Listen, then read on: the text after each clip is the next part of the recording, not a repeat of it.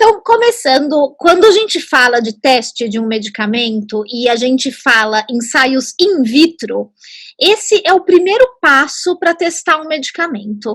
Quando você vai testar um medicamento, desde o laboratório até ele chegar para fazer testes clínicos em humanos, tem um caminho muito longo, um caminho que normalmente demora aí de 8 a 12 anos. Ele começa na bancada do laboratório, quando a gente vai testar o nosso composto, o nosso fármaco, a droga candidata, e essa droga candidata vai ser testada em cultura de células.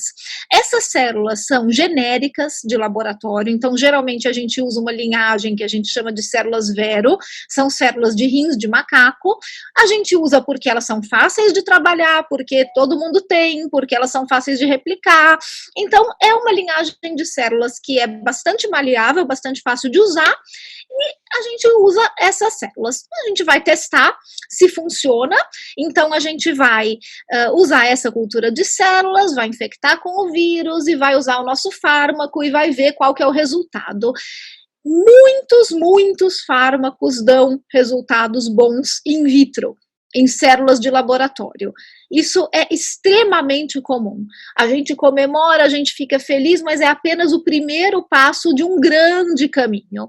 Então, do mesmo jeito que muitos fármacos dão certo em células de laboratório, muitos falham no resto do caminho. 90% falha. Então, assim, geralmente é menos de 10% do que deu certo em laboratório é que realmente chega a ser testado em humanos. E isso é normal. Esse é o caminho normal da ciência. Ser cientista é lidar com frustração diária, porque realmente 90% do que você faz na bancada do laboratório dá errado. E a mesma coisa com testes in vitro de medicamentos. 90% no mínimo vai dar errado. São coisas que dão certo ali no laboratório, em tubo de ensaio, em cultura de células, mas depois eles desandam na parte de testes de animais ou na parte de testes em humanos. Então, qual que seria o caminho normal? Você testa em células. Deu certo essas células genéricas? Se você tiver células-alvo que são cultiváveis, você vai testar nas células-alvo. O caminho da hidroxicloroquina, para a gente usar aqui como exemplo, foi exatamente esse. Ela deu super certo em cultura de células nessas células genéricas, que são as células Vero. E não foi só para a Covid-19 que a hidroxicloroquina deu certo em células. Ela deu certo para a Covid-19, mas antes ela já tinha dado certo para influenza, para dengue, para zika, para chikungunya, para ebola e para o próprio SARS, que é primo do COVID-2, que foi a epidemia que a gente teve em 2002, 2003. Para todas essas viroses, a gente já sabia que a cloroquina e a hidroxicloroquina funcionavam in vitro, em células de laboratório. O que aconteceu com essas outras histórias? Para a influenza, chegou a ser testada em humanos, não funcionou. Para ebola e chikungunya, chegou a ser testada em animais, e para chikungunya também teve uma fase de testes em humanos. Aí a coisa desandou de vez. Não só não funcionou para ebola e chikungunya, como piorou a doença nos animais. Aumentou a carga viral e aumentou sintomas. Então, para SARS também não funcionou em animais, mas não aumentou nada. É normal. Falhou nos testes em animais. Percebam que, quando falha nos testes em animais, nem chegou a ser testado em humanos. Porque esse é o caminho. Você vai bloqueando nesse caminho. Funcionou em células? Legal. Vamos para células-alvo, se tiver.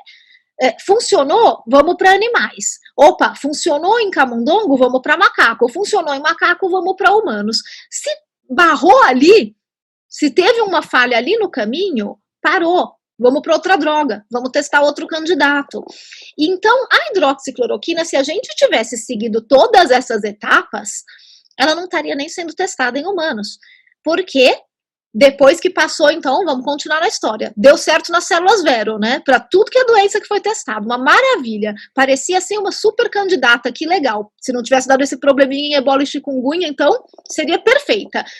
Vamos testar em células-alvo, que foi o que fizeram agora para a Covid-19. Porque nas células de rins de macaco tem um ambiente diferente do que a gente vai encontrar nas células do trato respiratório.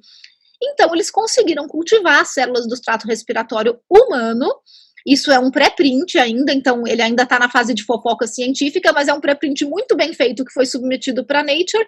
Eu acredito que logo deve ser publicado, né? Mas é pré-print, esse trabalho em animais e células-alvo.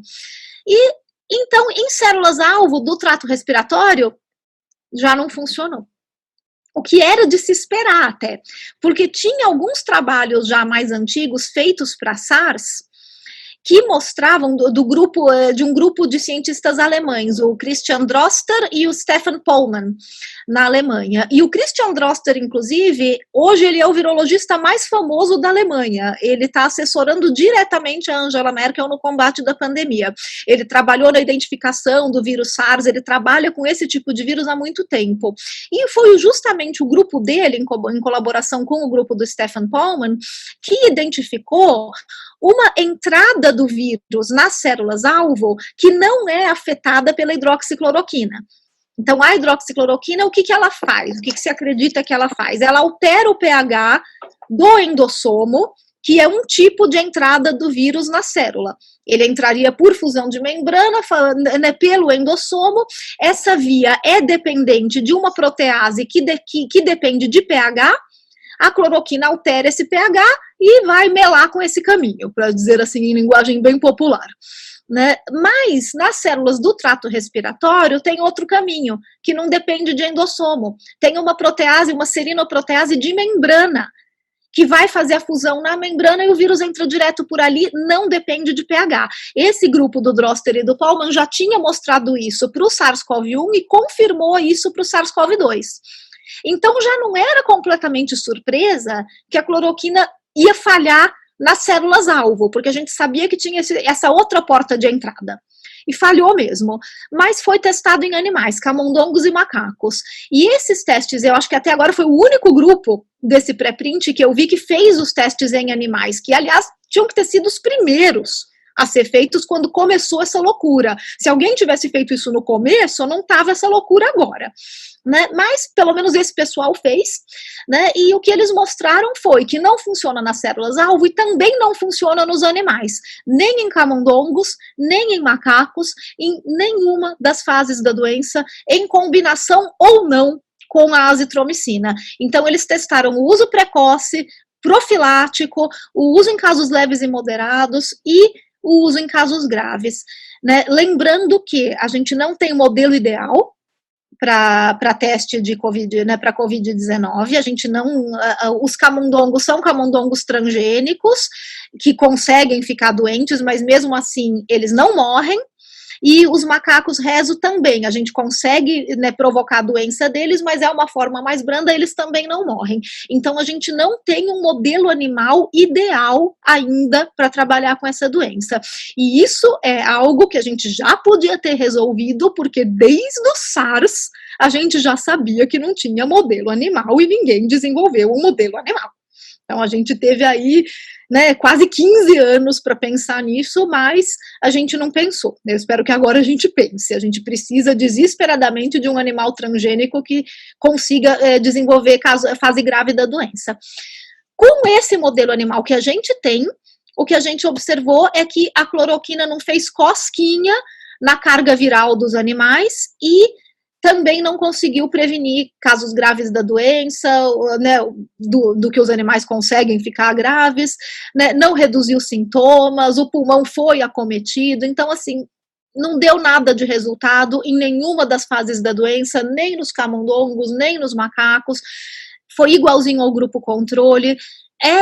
É um estudo bastante bem feito, eles fizeram direitinho todos os controles, a combinação ou não com azitromicina, doses diferentes, e realmente eles mostram bem claramente que não funciona em células do trato respiratório e não funciona em animais.